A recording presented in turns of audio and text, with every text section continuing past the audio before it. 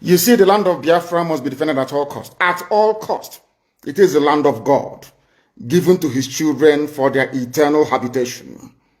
We may have failed in the past to recognize this very fact, but now that this generation has come, there is nothing anybody can do to stop us from restoring the kingdom of God upon the face of this very earth in the land of Biafra, without apologies to anybody.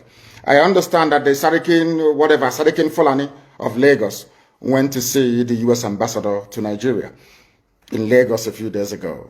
And according to the message, or should I say information coming out of the U.S. mission, they said is to foster cohabitation and unity, that diversity is strength. And I want to lay that particular nonsensical narrative to bed tonight before I continue any further. Anybody telling you about strength in diversity, that person is a liar and a deceiver. And the U.S. ambassador is a liar and a deceiver. One thing they don't teach we Africans is this.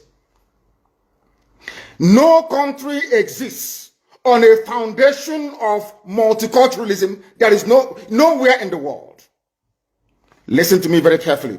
All this nonsense, even the crap that Coca was coming up with, telling you about diversity is our strength and all that rubbish.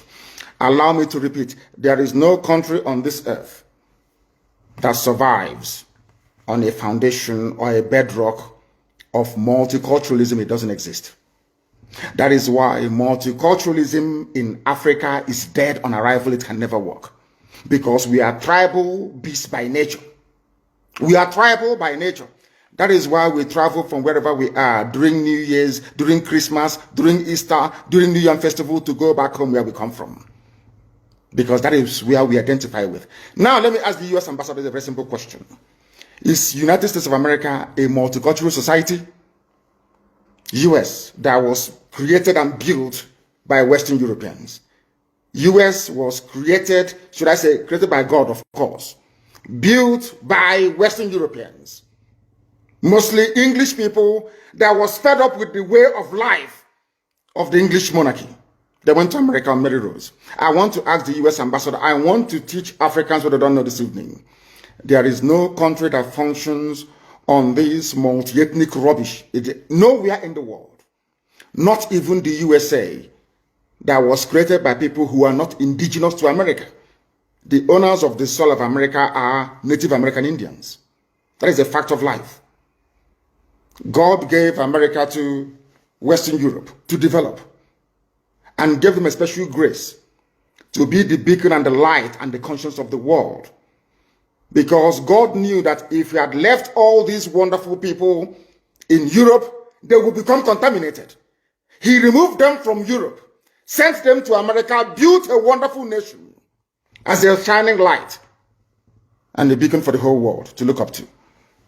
Even that America that was built from scratch by people who are not indigenous to the land is not multicultural. Why am I saying this? America was founded on the principles of Judeo-Christian, Greco-Roman, democratic value systems. I repeat, America is not multicultural. They accommodate other races and other nations. Yes, they can accommodate you. But where you're coming into, the bedrock, the foundation of America is based on Judeo-Christian principles, Greco-Roman political ideology, which is republicanism. America is not multicultural. America is Western Europe. The value systems of Western Europe, Judeo-Christian, Greco-Roman, Republican governance. Had America been a multicultural society, they would have space for Sharia. I'm now addressing the U.S. ambassador to try to tell them to stop deceiving people. We are educated, we went to school for a reason. We're enlightened and we have our brain intact. There is no country on this earth that runs on this wishy-washy multiculturalism. It doesn't happen. What you have are established order and value systems upon which various cultures can now coexist. If you go to America, you coexist under the provisions of the United States Constitution.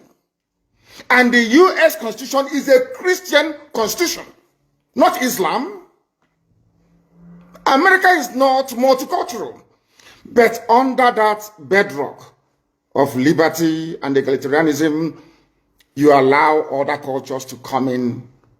But first of all, they must swear allegiance to or take an oath to uphold the Constitution of the USA.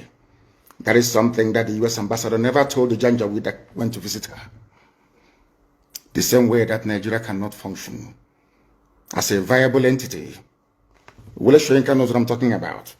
I'm even sure somebody who claims he's learned, as Bishop Coker is, understands what I'm talking about. No country on this earth. The value system of the state of Israel is based on Judaic principles. The value system of Russia is entirely theirs, it's based on theirs. It's the Russian way of doing things from times of the Tsar. If you go to Saudi Arabia, it is essentially a Sharia Islamic state. You can live there, no problem. You can build your churches if you want. I think they've not started to allow churches to be built.